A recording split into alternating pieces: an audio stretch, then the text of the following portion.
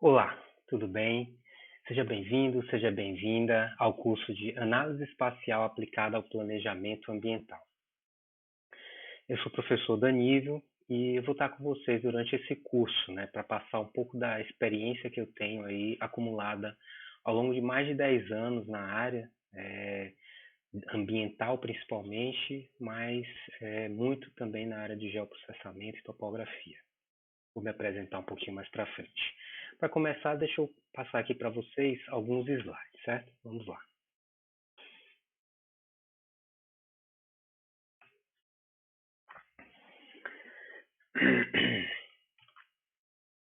Então, essa é a nossa primeira aula, módulo 1, que tem como título esse módulo Mapeando, que o objetivo é a gente conhecer os dados, os dados espaciais, os dados ambientais, os dados georreferenciados, de forma que a gente possa utilizá-los com qualidade nos nossos estudos, nas nossas atividades. Essa primeira aula, basicamente, é uma introdução geral e eu vou falar sobre a programação de todo o curso, que ele está dividido em 3 módulos. Então, como explicar os fenômenos sociais e ambientais utilizando dados espaciais? Essa é a principal pergunta, eu diria, referente ao nosso curso, né? Então, o objetivo desse curso é utilizar dados espaciais em análise principalmente ambiental, mas é claro que todo o arcabouço que a gente vai trabalhar, teórico e prático, ele se aplica a diversas outras áreas. E aí, o objetivo é justamente responder a essa pergunta, né? Ou como que a gente pode utilizar os dados que a gente coleta, em campo, que sejam georreferenciados, que estejam localizados no espaço. Como que a gente utiliza esses dados para explicar os fenômenos ambientais, sociais, e com isso, tomar decisões melhores acerca das necessidades, daquilo que é necessário para a população, certo? E aí eu começo com o caso clássico. Eu acho que quem é da área de geoprocessamento já deve ter ouvido falar, ou já viu algum trabalho, algum artigo referente a esse caso, de análise espacial, que é um caso bem antigo aí, ele remonta o século XIX. Então nós tivemos aí uma grande epidemia de cólera nesse século, em Londres, aí no Reino Unido, os indícios, as primeiras ocorrências aconteceram no ano de 1832, e a cada 4, 5 anos havia um surto de cólera que matava naquela região aí por volta de 10 a 20 mil pessoas a cada surto. Então era um caso epidemiológico de extrema importância para a época, né? E aí um determinado cientista, epidemiólogo, um médico, ele começou a estudar melhor, porque o que se pensava na época é que o cólera era transmitido por meio do ar. Hoje a gente sabe que, na verdade, é por meio da água, né? Os alimentos contaminados pela água, aquilo que a gente ingere é que provoca o cólera. Então ele começou, a se perguntar, e já no ano de 1850, mais ou menos 1849, ele já dizia que na verdade era água, que não era o ar que fazia com que as pessoas ficassem contaminadas, até porque ele lidava com as pessoas diretamente e ele não tinha sido contaminado. Então por que que seria pelo ar? Né? Ele começou a fazer essas perguntas e no surto de 1854 ele estudou com mais detalhes, ele foi buscar quem adoeceu e ou morreu de fato, onde foi que a doença ocorreu. Esse é o ponto fundamental do nosso curso, né? O onde. O onde é uma questão estratégica para o trabalho com dados espaciais. Vocês vão ver aí ao longo do nosso curso que a gente sempre vai trabalhar com dados que estão georreferenciados. Então, a localização é extremamente importante, ok? Quando a doença ocorreu, isso também é um fator que pode ser estudado aliado aí à localização espacial. E aí foi criado o mapa, né? Esse mapa que na região ali de Sorro, é um distrito de Londres, né?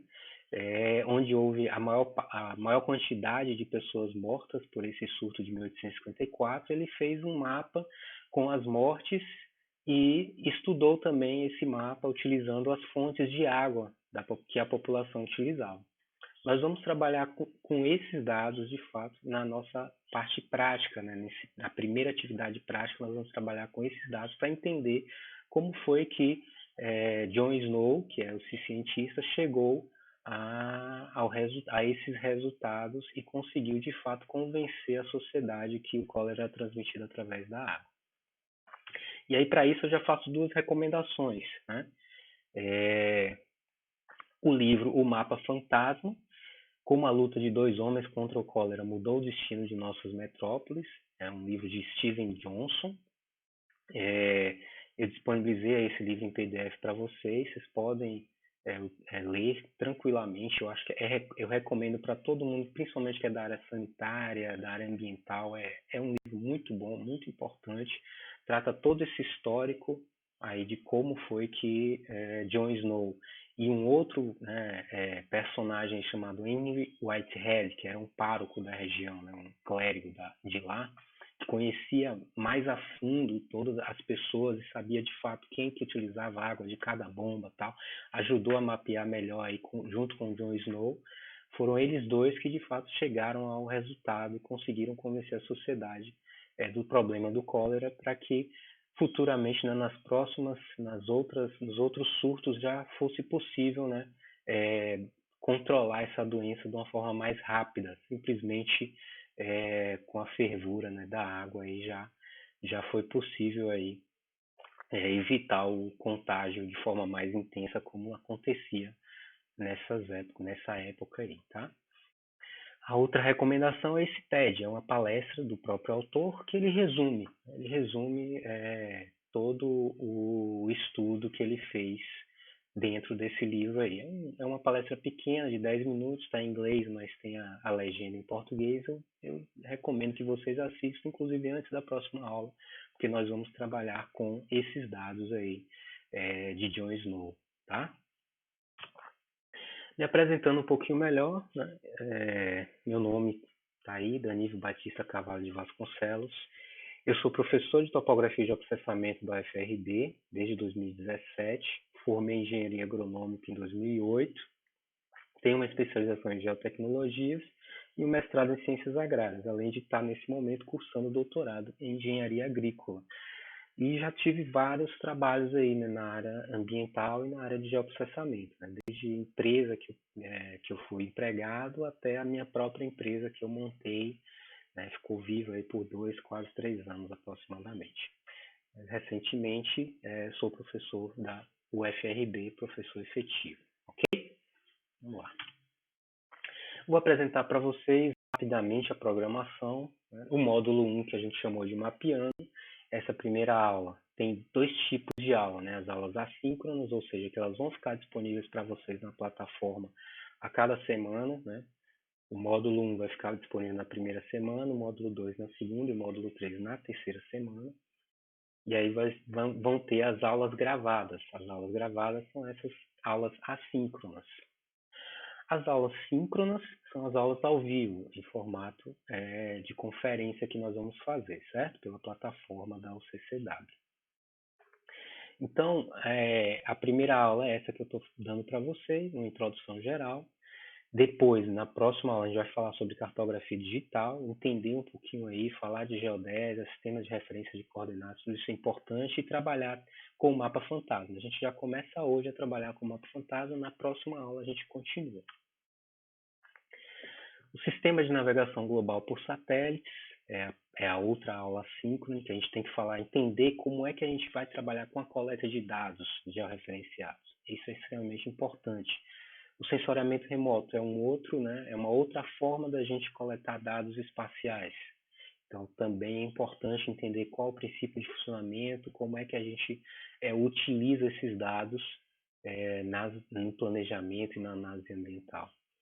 E o sistema de informações geográficas, que é mais uma aula ao vivo, né, uma aula síncrona, onde nós vamos aí entender, né, como trabalhar com o sistema de informações geográficas e reunir toda essa quantidade de dados, né, dados tanto do GNSS quanto do sensoriamento remoto, intercalar isso daí para aplicações, fundamentalmente para aplicações ambientais.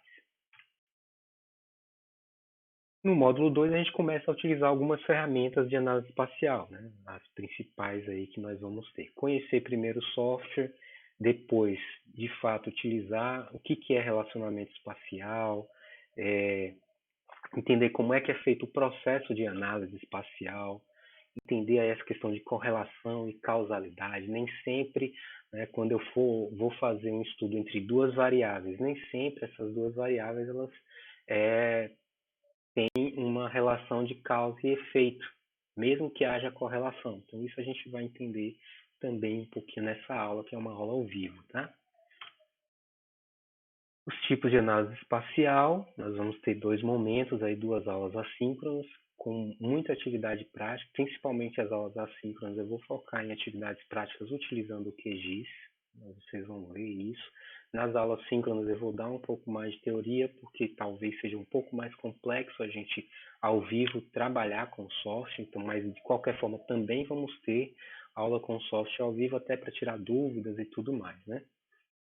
Aula 5, análise espacial, de fato nós vamos trabalhar aí com dados vetoriais e com dados matriciais, entender como trabalhar com isso dentro do software. Os modelos de análise espacial é a próxima aula, já dentro do módulo 3, que é modelagem e planejamento ambiental.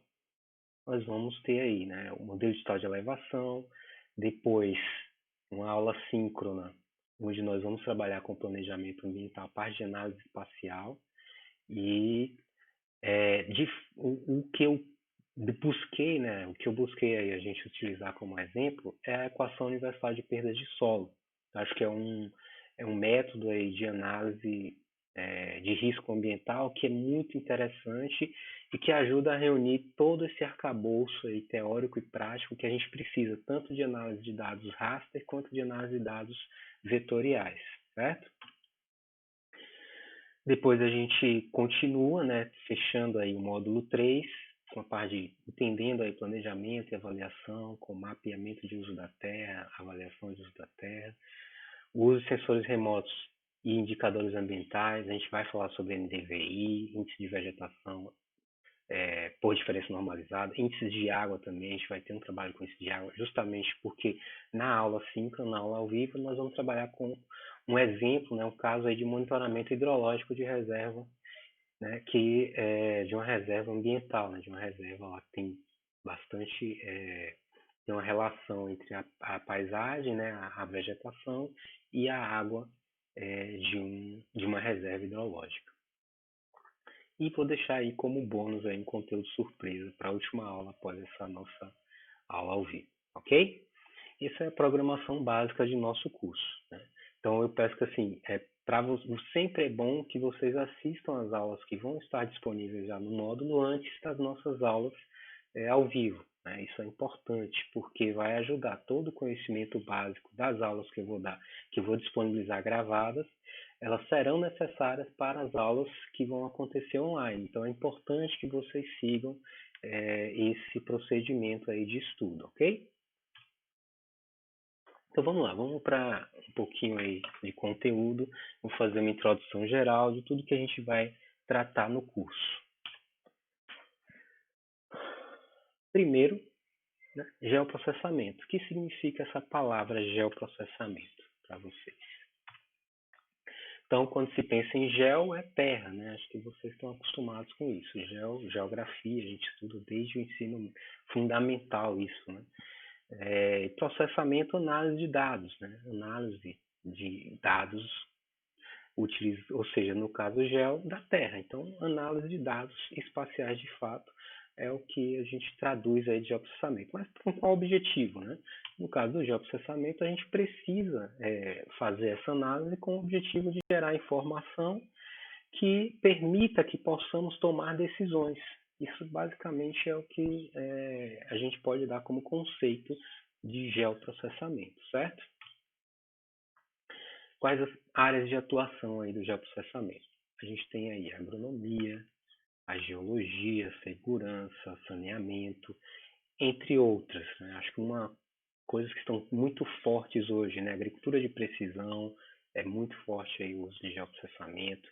A parte de mineração também tem sido muito intenso o uso de geoestatística nas análises, segurança. Hoje, né, o caso do Covid-19 mesmo está sendo muito trabalhado. A parte epidemiológica também foi uma das pioneiras e é ainda hoje, né, um dos casos de maior uso, né, do geoprocessamento, entre diversas outras. Hoje no marketing, na economia, na área social, tá? Praticamente todas as áreas onde você tem como localizar aquele seu fenômeno de estudo, de trabalho, você vai é, você vai poder utilizar a análise espacial, vai poder utilizar o geoprocessamento, certo? Vamos lá, continuando. Cartografia. A gente vai trabalhar com cartografia, entender um pouquinho aí, cartografia digital, falar um pouco sobre o histórico também da cartografia. O objetivo básico, né, é que a gente possa pegar a nossa região, abstrair o nosso ambiente, trazer isso para hoje, né, para a tela do nosso computador e com isso aplicar técnicas de forma a entender aquela área, aquela região, a descrevê-la, né, a melhor entender, melhor representá-la, para que possamos tomar decisões satisfatórias. Hoje é muito usado em diversos serviços, né? Então praticamente a cartografia está no nosso dia a dia, né? Aplicativos, né? Por exemplo, Uber, que muita gente aí já utiliza, o próprio Google Maps. Então tem uma série de aplicativos hoje que já utilizam como base a cartografia para que a gente possa se localizar e para que a gente possa inclusive navegar, né? Utilizar esses dados para navegar, mas também para tomar decisões, que é o foco do nosso curso aqui. O sistema de navegação global por satélites é um outro item, um outro tema importante. Ele está dividido em 3 segmentos. O segmento espacial, para vocês observarem aí, que são os satélites que estão em órbita para cada um dos sistemas. O sistema de controle, que são bases, né, estações de monitoramento, e temos o sistema, o segmento, né, de usuário, segmento usuário, que somos nós, né, os carros com GPS, equipamentos, receptores de sinal GNSS de alta precisão, os drones VANTs hoje em dia tem sido aí crescido bastante, né, o drone VANT, de asa fixa também. Então, esses equipamentos têm sido cada vez mais utilizados e utilizam, né, o princípio aí de funcionamento a partir do sistema de navegação global por satélites, né? E aqui também um georreferenciamento a um equipamento aí de alta precisão para obter aí dados para a certificação do INCRA, né? Sensoriamento remoto, né? Outra área extremamente importante é a análise espacial e aos nossos estudos, certo? Temos também, dentro da parte de sensoriamento remoto, diversos usos, diversas áreas, digamos assim, os próprios satélites imagiadores, uma parte de análise dessas imagens, formação de modelos digitais de terreno, ortomosaicos, a parte de desenvolvimento de softwares, os próprios profissionais dentro da área que trabalham. Temos a parte de classificação automática, semiautomática de imagens, e o uso de drones também, VANTs, drones, que tem sido bastante utilizado para aquisição de imagens de sensoriamento remoto. Então, só para a gente começar a entrar no assunto também, qual que é o princípio básico de sensoriamento remoto, né? Nós precisamos entender o espectro eletromagnético. Aqui essa figura ela ilustra bem, resume bem o que é necessário, né? A gente tem o comprimento de onda, certo? E temos aqui a energia refletida. Então, para cada tipo, né, de feição do ambiente, ou seja, cada alvo identificado, nós temos uma curva de reflectância, ou seja, a superfície que está sendo imagiada, ela vai refletir uma parte do espectro eletromagnético e vai absorver outra parte. Então, Utilizando estudos, né, referentes a esses alvos e a cada comprimento de onda, eu consigo identificar diferentes alvos. Então, eu posso, né, dependendo do meu estudo, identificar onde é que eu tenho uma área que que eu tenho a vegetação nativa, ó, essa curva aqui, como vocês podem ver, eu consigo, no infravermelho médio, por exemplo, diferenciar da presença de solo exposto, né? Seja solo argiloso, seja solo arenoso. Então, isso é importante e a gente vai trabalhar com isso na parte da equação universal de perda de solos. O sistema de informação geográfica, então, como eu falei, é outro item extremamente importante às nossas atividades, aos dados espaciais. A gente começa sempre dentro de um sistema de informação geográfica com dados de entrada, eles podem vir de diversas fontes, né? A partir de um sistema de aquisição e correção, eles entram dentro de um banco de dados, são armazenados e recuperados, né? Permitem essa armazenagem e recuperação, certo? E também, né, dentro do próprio sistema, a possibilidade de manipular e analisar esses dados. Vejam que a seta é dupla justamente porque a partir da manipulação e análise eu posso retornar novas informações ao banco de dados. Também permite uma integração com pacotes estatísticos externos, como exemplo R, né, que é muito utilizado hoje em dia, e que vão, ao final, gerar resultados, né, que podem ser por meio de mapas, relatórios, né, estatísticas.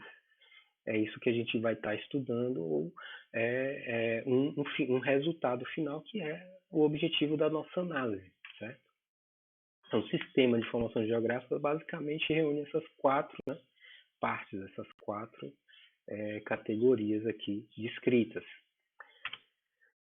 Ela é feita com base nas necessidades do usuário, mas também tem que se pensar na possibilidade de integração com outros sistemas de informações geográficas, tanto para a entrada de dados quanto para a saída de dados. Então, quando se pensa em fazer esse sistema, nós precisamos saber qual que é o nosso objetivo e também adequar esse sistema à interface, a ter uma interface de diálogo, né, digamos assim, de troca com outros sistemas já existentes no mercado, no governo e por aí vai. E a análise espacial, que é o foco do nosso curso aqui, né? Qual que é o objetivo da análise espacial? Basicamente, o que nós queremos com a análise é extrair informação do ambiente, representá-los espacialmente e poder realizar procedimentos utilizando ferramentas que permitam uma análise mais detalhada, permitam gerar informações. Ou seja, eu posso cruzar diferentes dados e a partir do cruzamento desses dados eu tenho informações que são geradas para a tomada de decisões. Esses resultados desses estudos podem ser de forma quantitativa, em geral, né, são estudos de forma quantitativa, e por meio de operações que nós fazemos no sistema, a gente vai ver diversos tipos de operações, buffer, intersect, clip, tem várias operações que nós podemos fazer que vão gerar esses resultados que nos interessam, né, que interessam ao nosso estudo. Então, aos pouquinhos, a gente vai entender melhor com os exemplos práticos que nós vamos ter durante as nossas aulas. E o planejamento ambiental? Então, basicamente, o planejamento ele é o quê? Ele é um ciclo, certo? É um ciclo de atividade, é um ciclo em que a gente vai ter a necessidade de iniciar a coleta de algo e a partir disso a gente vai gerando novas informações. Então, todo planejamento ele tem como foco, né, melhorar um processo, melhorar um procedimento e gerar informações mais precisas, mais acuradas, com maior qualidade para que possamos continuar melhorando aquilo que a gente já faz, né? Isso de fato que é o planejamento, né? É como um próprio ciclo, né? O próprio ciclo do meio ambiente, ele é assim. Se a gente for pensar o ambiente de forma geral, a maioria das coisas que já existem no ambiente, elas são passam por ciclos, né? Então, as próprias estações do ano, né? Elas são um ciclo. Então, o planejamento, ele basicamente pensa dessa forma também. Preciso entender o que, que eu preciso fazer em cada momento, quais são as minhas demandas, quais são as minhas dificuldades em cada um desses momentos e como que eu melhoro isso cotidianamente, todo dia, para que eu obtenha o quê? Maiores produtividades, maiores ganhos, né? É, também melhorar o nosso próprio ambiente. Esse que é, de fato, o objetivo. Então, no planejamento ambiental, o foco, o objetivo principal é o quê? É a sustentabilidade do meio. Né? Então, nós precisamos pensar quais são, dentro do nosso ambiente, quais são as variáveis que elas estão interrelacionadas e que geram, né, que respondem aos fenômenos que acontecem dentro do nosso ambiente. Então, eu preciso entender, por exemplo, o Covid-19, que a gente tem visto aí a todo momento reportagens, né, notícias sobre essa pandemia que está acontecendo no momento no nosso país e no mundo inteiro. Ainda tem vários estudos que informam que o próprio tempo, né, ele tem relação, ele influencia também a disseminação. Então, se está mais quente, se está mais frio, a gente viu que na Europa já passou a fase mais intensa da doença justamente porque foi na época mais fria. Agora aqui no Brasil a gente está nessa época fria, né, que está também tendo um desenvolvimento muito grande ainda da doença. A expectativa é de que assim que começar a esquentar, assim que o verão chegar, haja uma redução cada vez maior por conta de ser uma doença respiratória. Então, estudos já indicam isso. Então, entre outros fatores, é claro, a própria questão do isolamento, que a gente já sabe que é extremamente importante na disseminação do coronavírus, né? Mas é isso aí. Acho que em relação ao planejamento ambiental, a gente precisa entender que eu quero buscar a sustentabilidade e para isso eu preciso entender quais são os indicadores que vão me ajudar nessa sustentabilidade. O que, que tem relação com isso, tanto para áreas urbanas quanto para áreas rurais. E aí, só para a gente entrar um pouquinho sobre o mercado, né? Qual que é o mercado de geotecnologia, o mercado de geoprocessamento, o mercado onde a gente aplica a análise espacial? Em primeiro lugar, é uma área interdisciplinar, ou seja, tem diversos setores que trabalham e contribuem com isso, diversas profissões têm trabalhado, né, desde a geografia, que é um pouco da base, de engenharia de agrimensura, até na área de agronomia, florestal, ambiental, biologia, né? Diversas áreas têm utilizado, né? Geologia, geólogos, então a parte, né, de marketing hoje, de publicidade, então todo mundo de certa forma já está trabalhando um pouco com a questão da geotecnologia. Houve um crescimento significativo na sua economia dentro dos últimos 20 anos e tem uma expectativa de grande crescimento também. Espera-se que os serviços e produtos alcancem aí na ordem de 10,12 bilhões em 2023. Vários estudos já estão na internet indicando isso, alguns estudos têm essa indicativa. Né? Há uma previsão, uma expectativa, na verdade, né?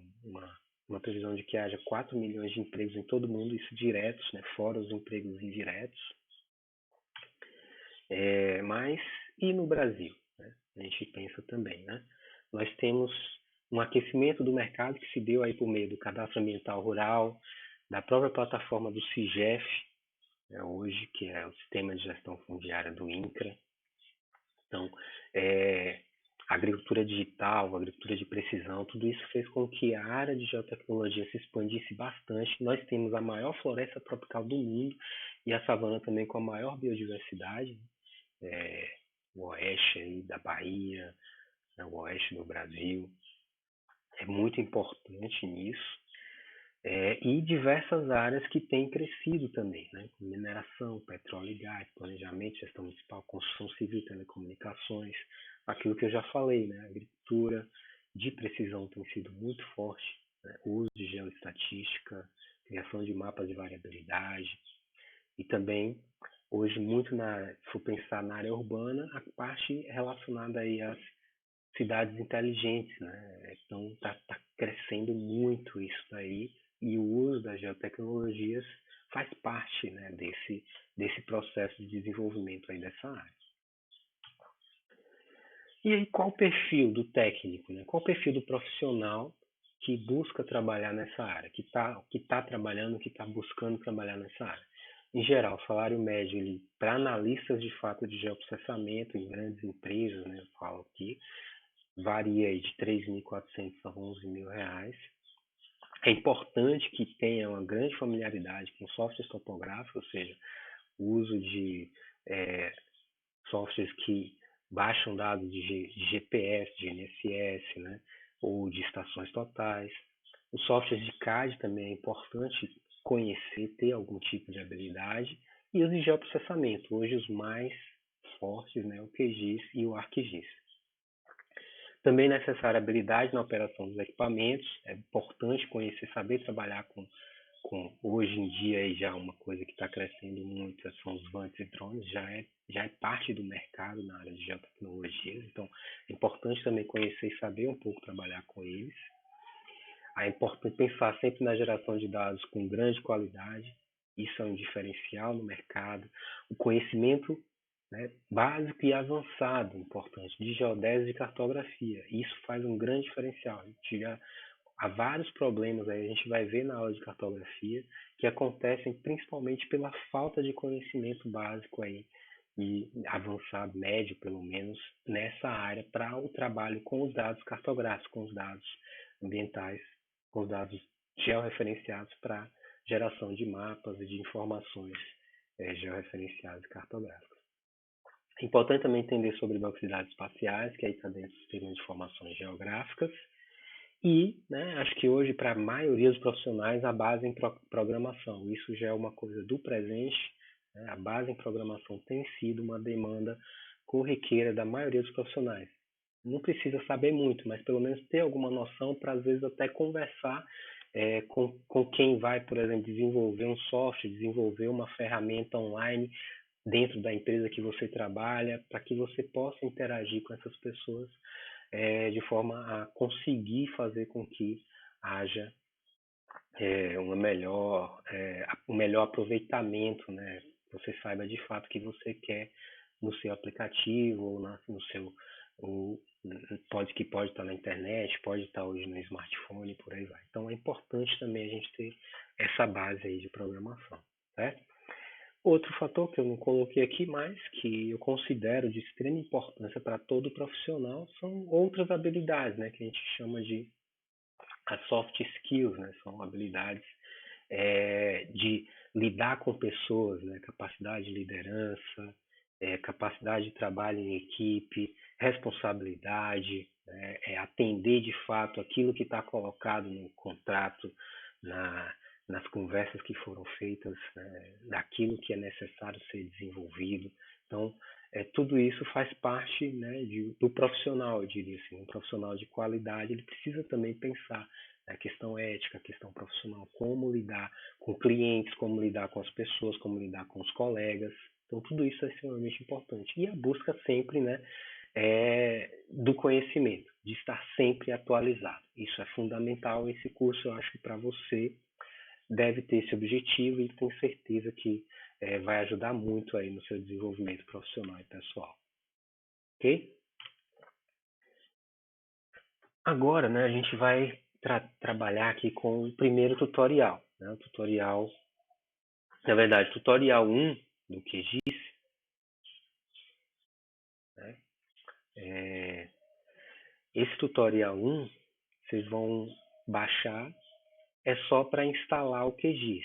Certo? Então, eu recomendo que instale a versão completa LTR, né, Long Term Release, que é uma versão estável, né, utilizando o instalador ASGEL, que vocês vão baixar lá o tutorial 1, ele diz todo esse procedimento aí. É só vocês baixarem o PDF e seguirem o procedimento de instalação padrão. Peço que instalem a versão 3.10, né, porque a versão atualmente é a versão estável. Quem quiser trabalhar com a 3.14 não tem problema, mas eu vou trabalhar com a 3.10 aqui com vocês, certo?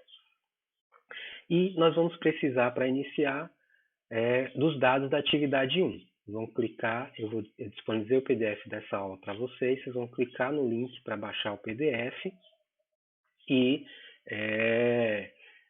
vamos começar a utilizar esses dados no QGIS, ok?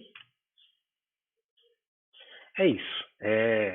Vamos lá para o QGIS para a gente dar continuidade a essa aula, começar uma parte prática já após a instalação, né? Supondo que vocês já fizeram a instalação aí do software, tudo bem? Vamos lá. Um minuto aqui para eu organizar aqui, tá? Vamos lá.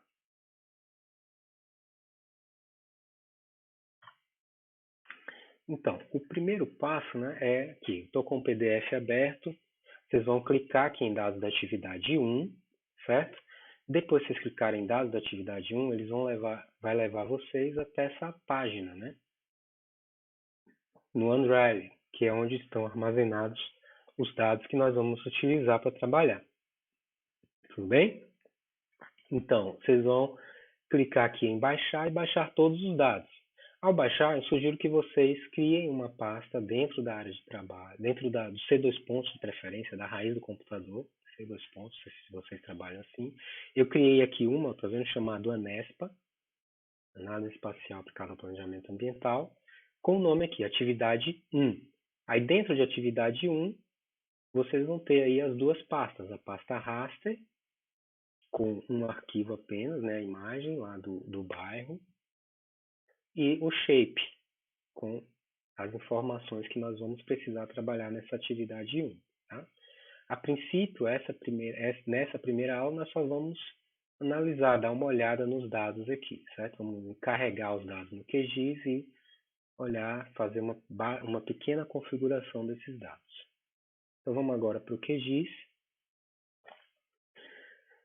Vejam aqui, essa é a carinha do QGIS, eu não vou explicar em detalhes o que cada função faz, que eu acho que com a prática, né, a gente vai pegando essas questões aí do que cada botão faz, né, e se vocês quiserem algum tipo de detalhe nisso, é só ir na ajuda, no manual do próprio programa, que vocês vão ver a descrição de cada botão, cada função, tudo direitinho. Eu acho que o objetivo aqui para a gente agilizar é de fato apresentar para vocês como que a gente vai trabalhar, o que a gente vai fazer.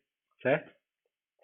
Então, o primeiro passo, depois de abrir, vocês vão, né, clicar em novo aí, de fato, né, abrir um novo projeto para começar a trabalhar.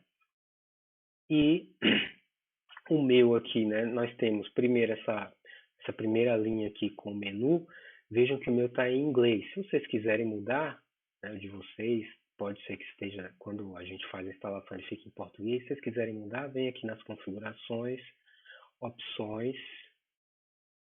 Ele vai abrir aqui as opções do QGIS. Tem uma configuração básica que eu quero que vocês façam, certo? Aguarda um pouquinho aí que ele vai... Às vezes demora um pouquinho, né? O computador, o software, ele é um pouco pesado, mas a partir de 2 GB aí de memória, em geral, você consegue trabalhar sem problema nenhum com o QGIS, tá? Então, primeiro aqui em geral, na aba geral, né, o general, vocês podem mudar aqui, ó, User Interface Translation, né, a interface de leitura aí do usuário, eu coloquei em American English, tá?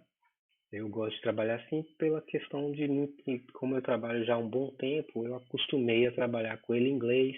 A tradução, às vezes, tem algumas palavras que não estão bem traduzidas, então eu prefiro ainda trabalhar com ele em inglês, tá? Mas vocês podem trabalhar em português também se acharem melhor, não tem problema nenhum. Aqui em CRS é importante, que é o sistema de referência de coordenadas, eu quero que vocês coloquem aqui, né? Onde está o When a New Project is Created, essa primeira linha aqui, colocar usar o sistema de coordenadas do primeiro layer adicionado, mas em default, né, podem deixar aqui como está, né, WGS74, só que no de baixo aqui vocês põem o SIRGAS 2000. Como é que vocês vão fazer isso? Vocês vão clicar aqui nesse globo, né, selecionar CRS, vão clicar aqui, ele vai permitir que você abra aqui. E aí o SIRGAS 2000, qual é? O 4674. Onde está aqui filtro, você pode pôr aqui, ó, 4674. Clica em SIRGAS 2000 e dá OK. Pronto, está configurado aqui o layer default, é o sistema de referência de coordenadas default para qualquer projeto novo criado. Isso que é importante vocês deixarem, porque o Sigas 2000, a gente vai ver em cartografia, é o nosso principal, é o nosso hoje, na verdade, sistema de referência utilizado no país, né? É o padrão, certo? Aqui agora eu peço que vocês vão aqui na aba aba processamento, aqui em geral, certo? Vocês vão aqui, ó, onde está preferir output file name for layers name, né? Ou seja, preferir o arquivo de saída, né? O nome do arquivo de saída para o nome do layer. Vocês deixam marcado. Em geral, quando ele, por padrão, ele fica desmarcado.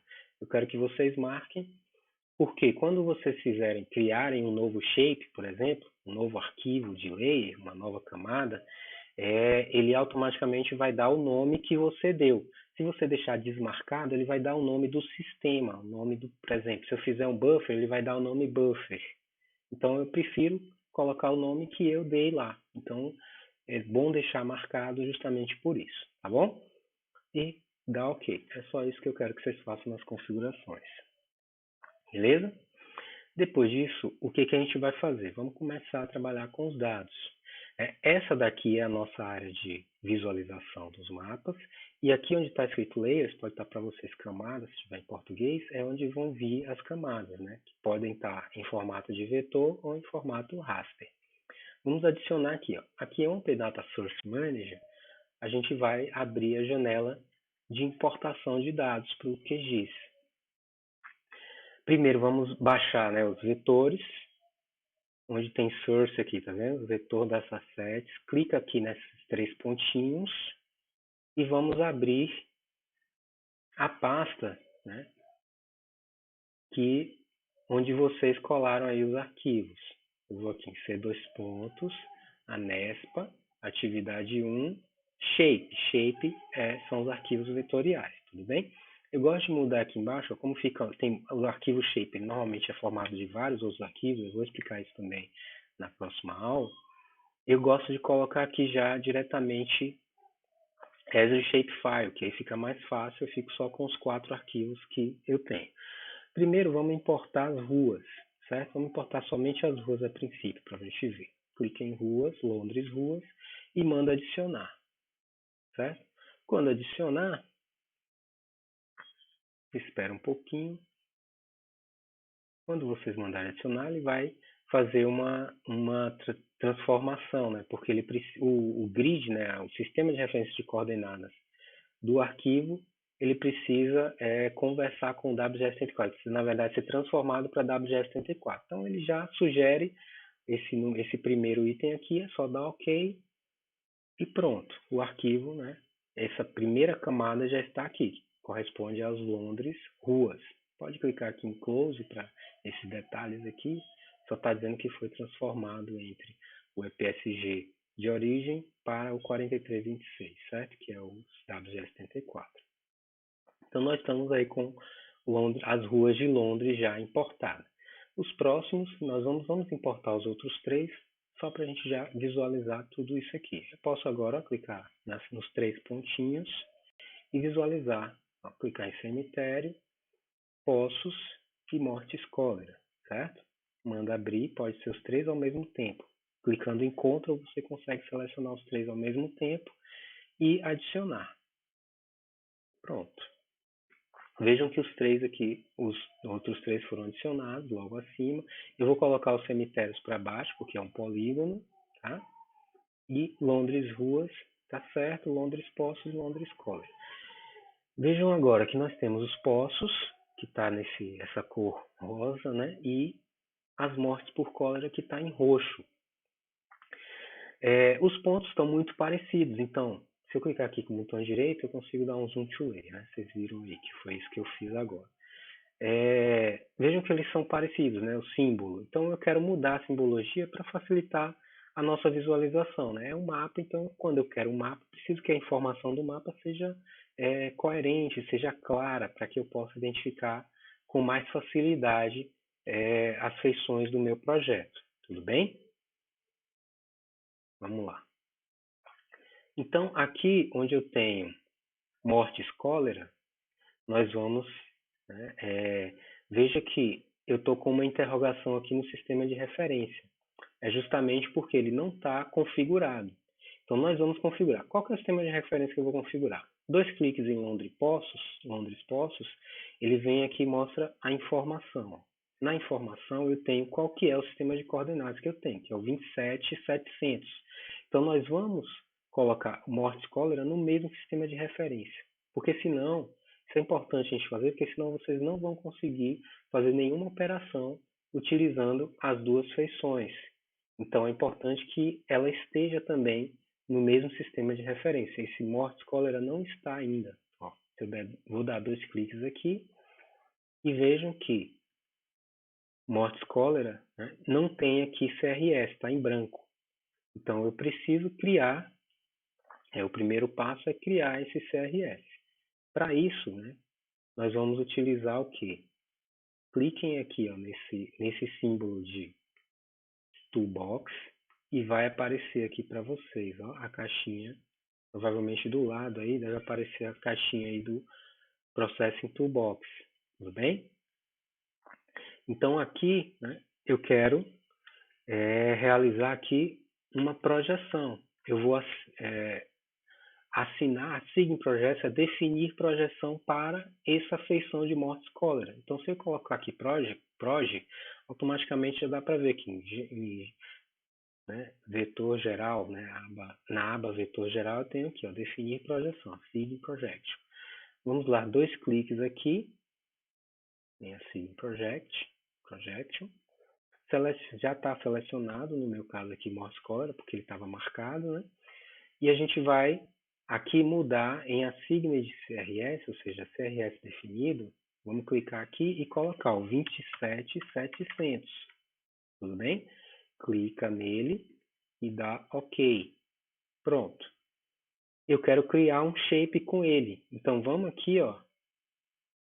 Aqui ele está dizendo que vai criar uma camada temporária. Eu quero, na verdade, uma camada não temporária. Eu quero uma camada que vai ficar dentro do meu computador. Então, clica aqui nos 3 pontinhos e vem em salvar para arquivo. Save to file. E lá, né, em C2 pontos, Anespa, atividade 1, na pasta Shape, a gente vai colocar o nome, ó, mortes, cólera, coloca aqui PRJ, que está projetado, né? Pronto, é só isso. E manda rodar. Esse é o primeiro procedimento que nós vamos fazer. Eu tenho agora ó, o mortes cólera PRJ aqui, fica no mesmo local do anterior, eu só preciso remover o anterior aqui. Remove layer. Ok. Vamos agora configurar ele, né? Eu quero diferenciar o mortes cólera de poços. Vamos primeiro criar uma simbologia diferente para poços e depois para mortes cólera. Poços, 2 cliques. A gente vai aqui em simbologia, onde tem Simple Marker, né? Clica e vamos mudar aqui embaixo, ó, clica em Simple Marker e vamos mudar aqui embaixo para essa cruz, certo? E posso mudar a cor também, eu quero um azul, né? Porque é poço, né? Poço de água, vamos botar um azul. E vou aumentar também o tamanho dele. Então, se eu voltar aqui em cima, ó, eu tenho como aumentar o tamanho. Vou botar 3.6, certo? E dá OK. Pronto. Esses são os poços. Vejam que já está diferente de mortes. Eu vou mudar a mortes também para ficar uma coisa mais simples. Então, mortes, eu vou botar esse dot black aqui. Pode deixar em marker mesmo. Escolhe esse dot black, né? É um ponto preto. Só que ele vai ficar muito grande, então eu vou diminuir aqui. Vou botar 1,6. Tudo bem? E dá OK. Pronto. Vejam que é um ponto preto, né? Com uma linha branca aí ao seu redor. Eu consigo identificar melhor agora e fazer meus estudos utilizando esses dados. A última coisa que a gente vai fazer é adicionar a camada raster, certo? Clica aqui em Londres Cemitério, vamos lá, adicionar de novo. Só que agora, diferente do vetor, eu vou clicar aqui na aba raster. Clica lá nos 3 pontinhos, muda ao invés de shape, seleciona a pasta raster e coloca aqui, ó, cholera.jpg, manda adicionar. Ele já está também georreferenciado, então ele cai exatamente no local de estudo. Põe ele para baixo. Nesse caso, está vendo que ele está sem a referência também de coordenadas? Não tem problema, porque nós não vamos trabalhar de fato com nenhuma análise utilizando a imagem. Nós vamos utilizar apenas os vetores, então não precisa corrigir, tudo bem? Vou dar só um zoom to layer para a gente conseguir enxergar toda a imagem, que nós vamos utilizar isso daqui para entender quais foram as análises que John Snow já naquela época fez para de fato descobrir qual que era a fonte de cólera e por que o cólera era transmitido por meio da água. Tudo bem? Bem, basicamente é isso, né?